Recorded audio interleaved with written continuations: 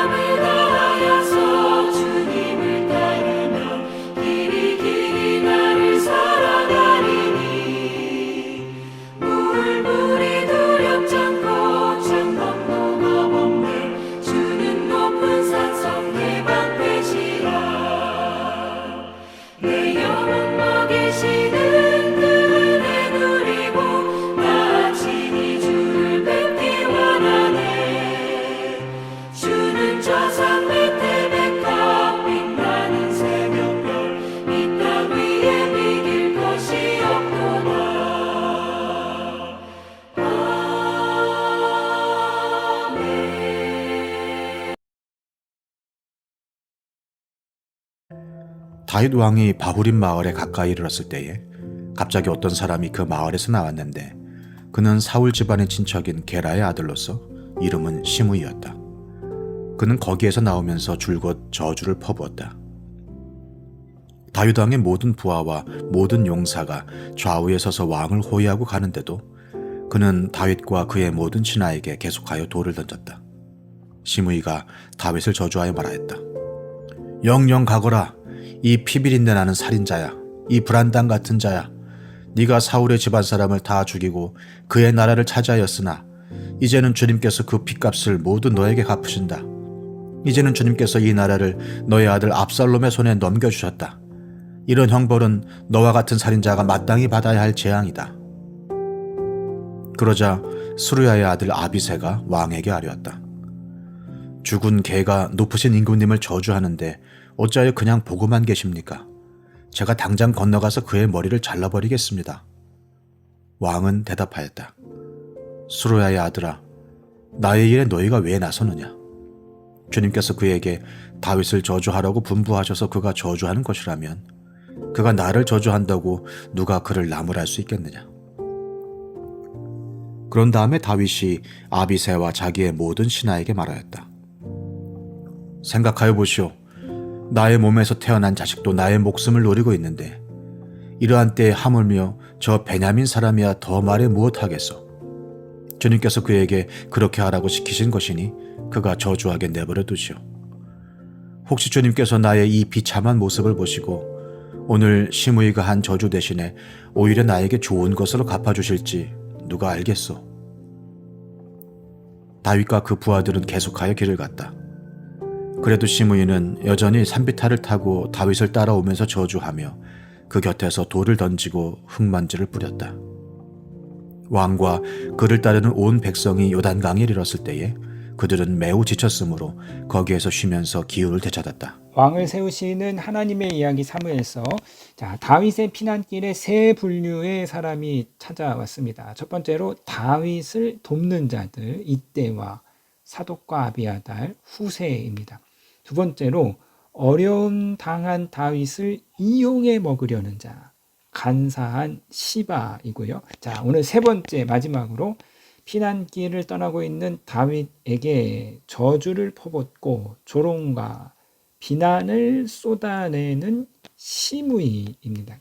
고난을 당하면 돕는 사람들이 있고 이용해 먹으려는 사람이 있고 고난 당하는 자를 저주하고 조롱하고 비난하는 자들이 있습니다. 욥이 고난 당하자 욥의 아내가 저주하고 조롱하고 욥을 떠났지요.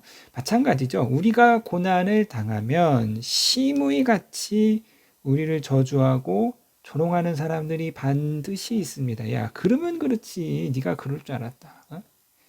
뭘 예수를 그렇게 유별나게 믿더니 이 꼬라지가 뭐냐 이거예요. 가뜩이나 지금 상황이 어려운 상황인데 이렇게 우리가 조롱과 비판을 받으면 정말 비참해지는 것이죠. 정말 무너지는 것이죠. 자, 다윗이 이 피난길에 놓인 자신에게 저주를 퍼붓는 이 시므이를 어떻게 대응했는지 우리가 오늘 좀 살펴보도록 하겠는데요. 자, 시므이는 사울 집안의 사람입니다. 압살론의 반역의 칼날에 쫓겨 도망치고 있는 다윗을 향해서 시므이가 마치 선지자와 같이 하나님의 심판을 퍼붓는 거죠. 야, 네가 사울 집안 사람을 다 죽이고 사울의 나라를 차지하였기에 주님께서 그 핏값을 너에게 갚으시는 거다. 너의 나라를 아들에게 넘겨주심은 하나님이 내리신 형벌이다. 자, 이 시므이의 어떤 선지자와 같은 말, 막 맹폭적인 비난은 반은 맞는 말이고 반은 틀린 말입니다. 자, 다윗이 사울 집안 사람들을 죽이지 않았고 다윗이 그의 나라를 빼앗지도 않았습니다. 사울이 망한 것은 다윗 때문이 아니라 사울이 범죄함으로 하나님께 심판을 받은 것이죠. 사울은 다윗의 칼날에 죽은 것이 아니라 블레셋의 칼날에 의해서 죽었고 다윗이 사울의 나라를 빼앗은 것이 아니라 사울 사후에 이스라엘의 장로들이 다윗에게 찾아와 다윗을 왕으로 추대했고 그에게 통치권을 위임하였습니다. 자, 이처럼 시므이와 같이 자신의 잘못을 인정하고 회개하기보다는 우리는 늘 핑계거리를 찾습니다. 내가 지금 망하고 내가 잘못되고 내가 어렵게 된 거에 늘 핑계거리를 찾는 거죠. 하나님이 내게 보내주신 저 여자 때문에 내가 선악과를 먹었습니다. 자신의 실패를, 자신의 범죄를 늘 남 탓으로 돌리는 것입니다. 정권이 실패하고는 외부의 탓으로 돌리는, 상대를 악마화시키는 거죠. 내부의 실패를 외부의 적을 만들어서 모면하려고 하는 거. 사울이 잘못한 게 아니라 저 다윗이 나쁜 놈이다. 저 다윗이 죽을 놈이다. 이렇게 되는 것이죠. 자, 그러나 자신의 잘못을 인정하지 못하고 회개하지 못하고 늘 남 탓만 하면 그 사람은 결코 성장하거나 발전하거나 변화할 수 없고 결국은 자신의 죄악에 빠져서 도태되고 마는 것이죠. 사랑하는 성도님 여러분, 그렇기 때문에 핑계대는 사람, 남 탓하는 사람은 결코 성장과 변화의 삶을 살아갈 수 없습니다. 다윗 너 때문에 사울이 망했다. 이것은 거짓이죠. 그러나 아들에게 쫓기고 있는 이 상황이 하나님의 형벌이다. 이 시므이의 말은 맞는 말입니다. 다윗이 밧세바와 범죄함으로 하나님이 내리시는 형벌이고 이를 다윗이 아주 잘 알고 있었습니다.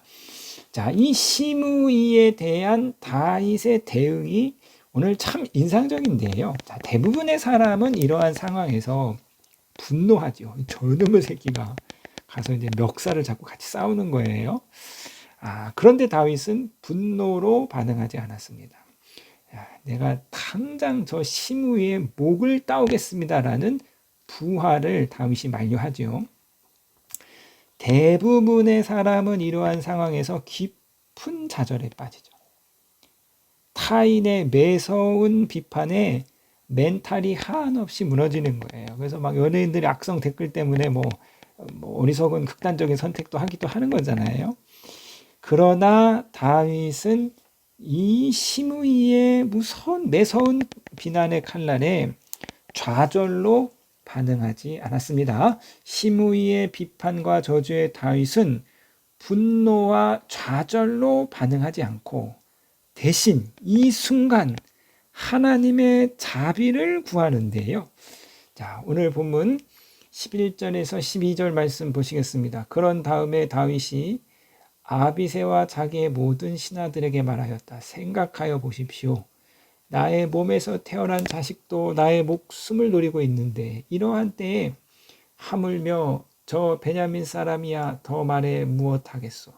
주께서 그에게 그렇게 하라고 시키신 것이니 그가 저주하게 내버려 두십시오.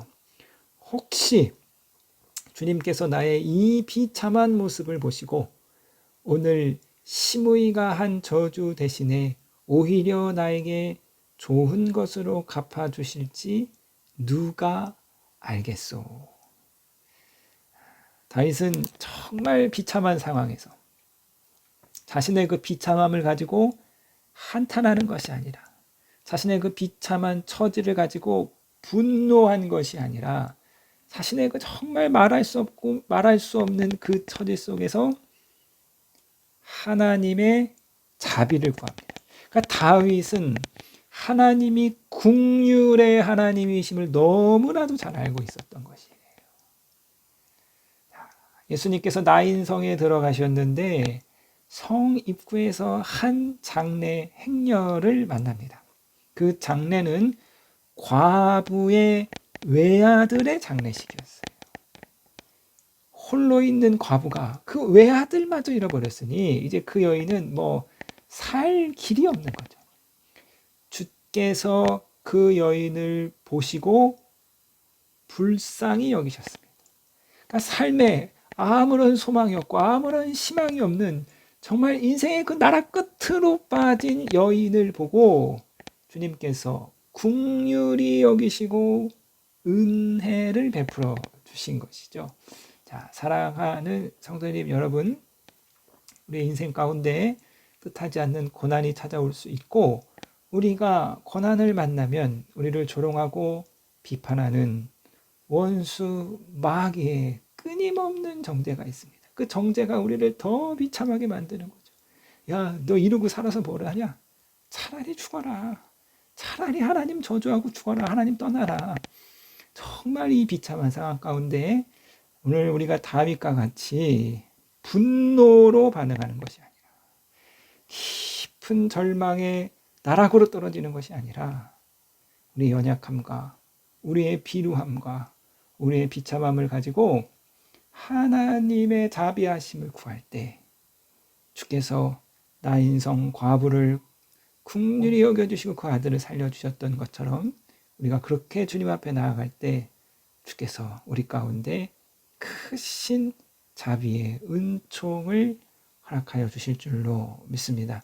이 새벽에 오늘 다윗과 같이 하나님의 자비의 은혜, 긍휼의 은혜로 나아가시는 저 여러분 되시기를 주님의 이름으로 부탁드리겠습니다.